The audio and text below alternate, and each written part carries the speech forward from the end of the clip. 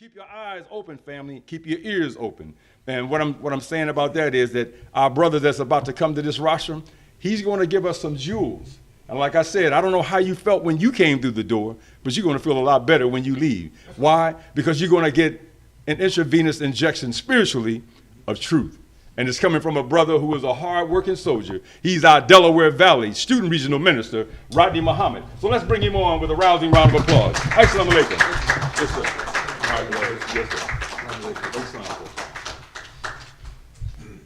Assalamu alaikum, everyone. All praises due to Allah. In the name of Allah, the beneficent, the merciful, the one God to whom all praise is due, the Lord of the worlds, we thank Almighty God, the revealer of all truth and the sender of all prophets, of whom we make no distinction. We thank him for all of his prophets, from Abraham to Muhammad. And as students of the most honorable Elijah Muhammad's life-giving message, we are always most thankful to Allah for his own intervention in our affairs and the divine person of Master Father Muhammad, to whom praise is due forever. We cannot thank him enough for his wise choice and a messenger Messiah to us.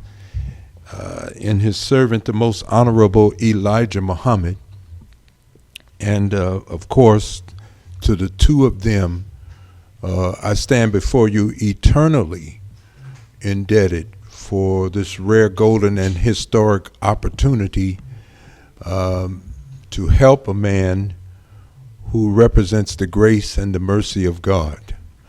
We can't ask God for help when we're guilty of sin against his commandments, but we can pray for mercy. That's right.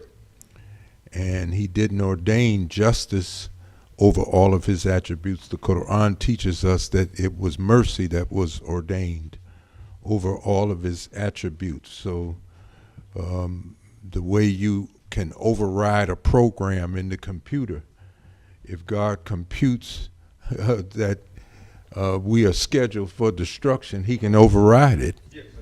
Override the program with his mercy. That's the kind of time that we are in. If you don't see mercy, you run the risk of thinking you don't need God. Right. Even if you're in the church or the synagogue or the mosque, the thing that moves God is your and my recognition that we need him. Even as the Quran teaches us, man thinks himself to be self-sufficient. So with this historic opportunity, we have an individual who embodies that kind of mercy and grace and has that kind of heart, a heart so tender that if we still earn something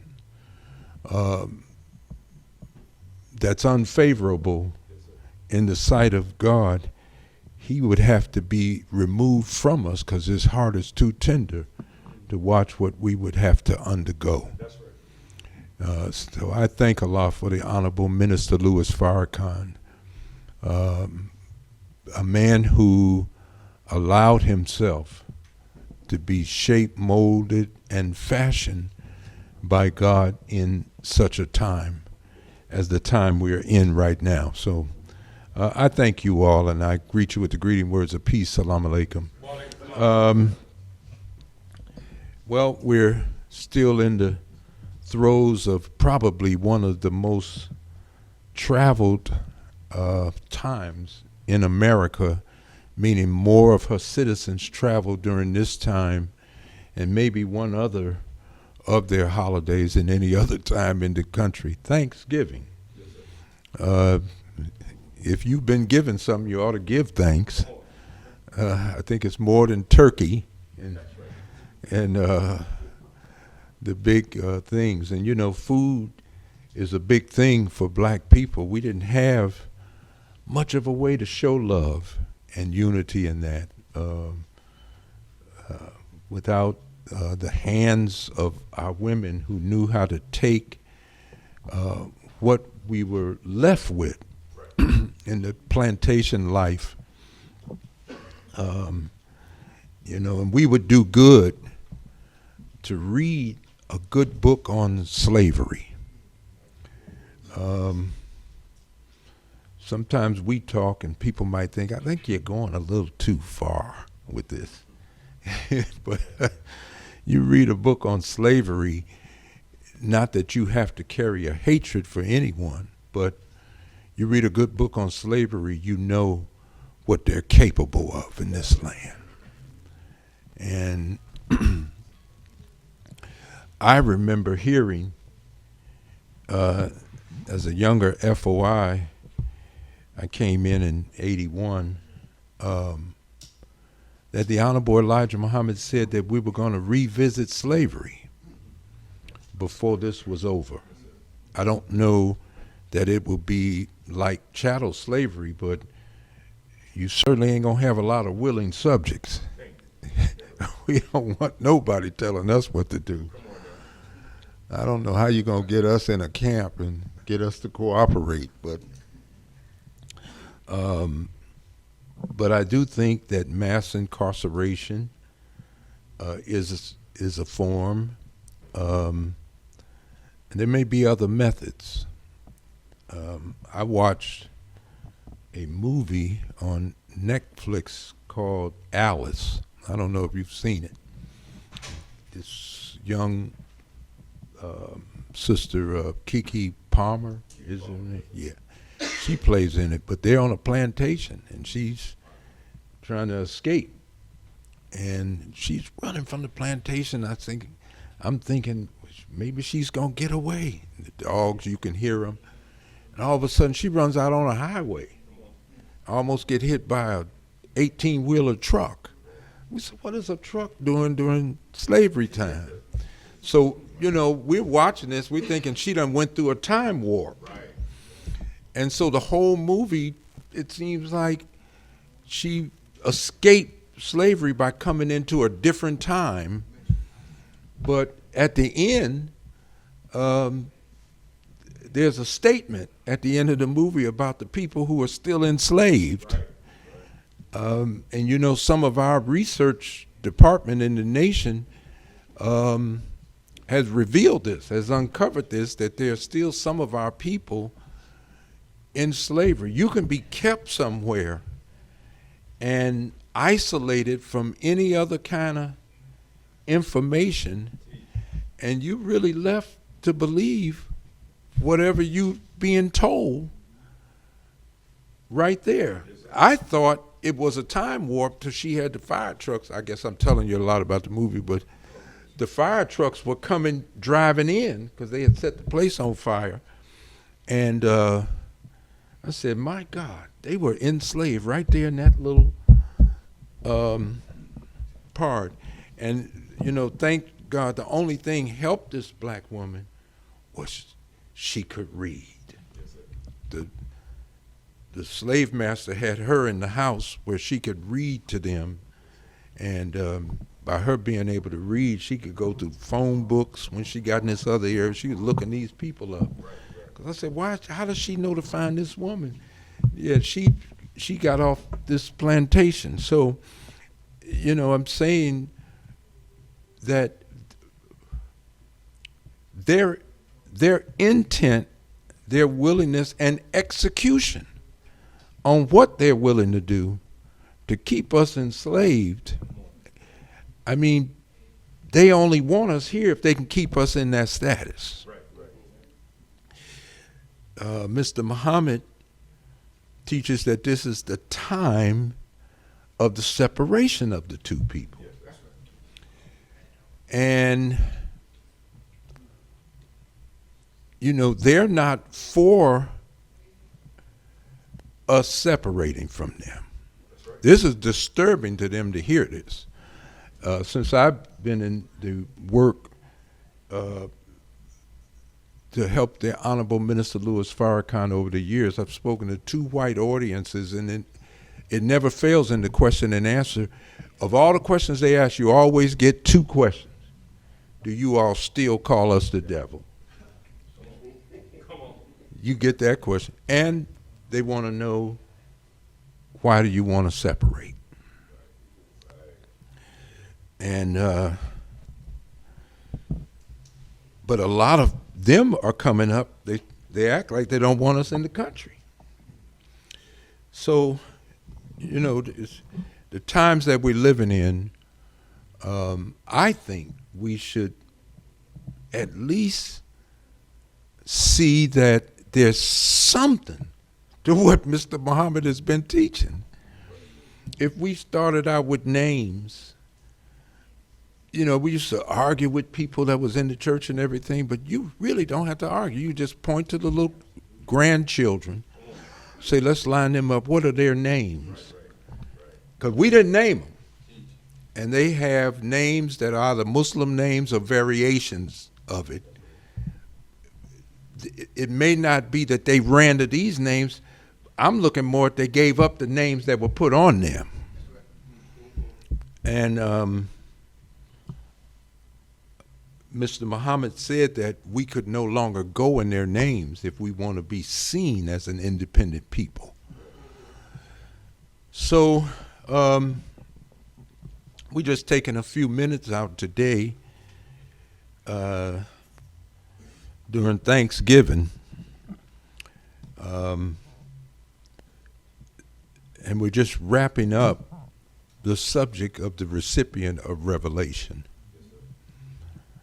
Of course, recipient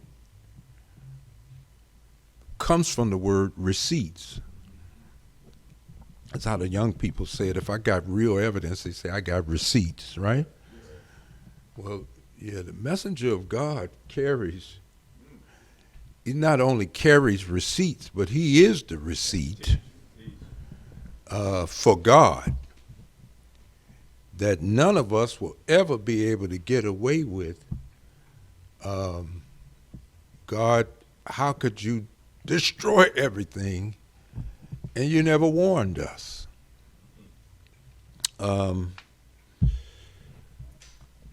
In the Quran, just to look at that verse again, in the 16th surah of the Bee, it says, and Allah has made some of you excel others in means of subsistence. So those who are made to excel, if you're made to excel, give not away their sustenance to those whom their right hands possess, so that they may be equal therein. In other words, if God has come to you, endowed you, blessed you with something, the way he gives that to you, you can't take that and give that to somebody else. The Quran says they tell God, we not submitting to you till you give us what you gave the messenger. You can't take what he gave the messenger. You can't handle the mission. And much of the problem that started with Mr. Muhammad's teaching, the people that were trying to murder him for 7 years, they wasn't in the government. It wasn't the FBI. It was us in the mosque. Let's start there. More specific, the ministry class. Remember, he heard banging like that when he came home, and it was Augustus, assistant minister, right?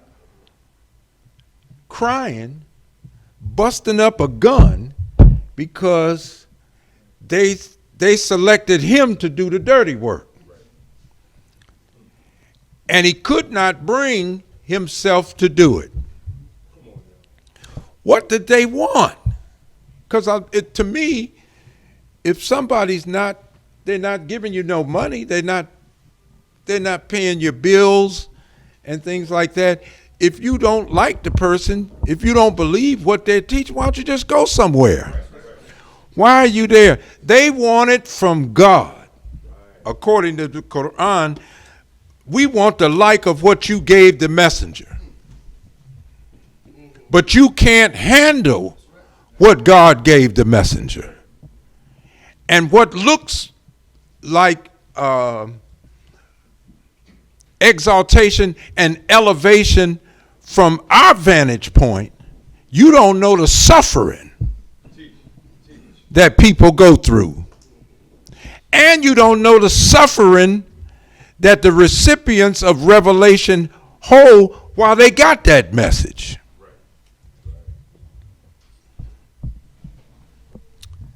We talked, I think, last week that Judas was not a conspirator. The conspirators were outside of Jesus' circle. Judas was in the circle, but he was not a conspirator. But the state of his mind and the condition of his heart, it caused him to be used by the conspirators. So the study guide that we're on now, it talks about a facilitator. You make it so that the conspirators can do what they want to do in the house. We have not learned in the divine sense how to protect a messenger and his message. Let's just look at this. Jesus comes out and he's preaching to the people. And the Bible says in the book of Matthew that, oh, we got to do something about him. We want to kill him. And the Bible never said they feared the disciples who was flanking them and security around him. It never said, well, they were afraid of prophecy or something. It said they would have killed him, but they feared the people. So a packed house was security. In other words, yeah, we got a problem with what he's saying, but we always got a bigger problem if it looked like a whole lot of people are out listening to what he's saying.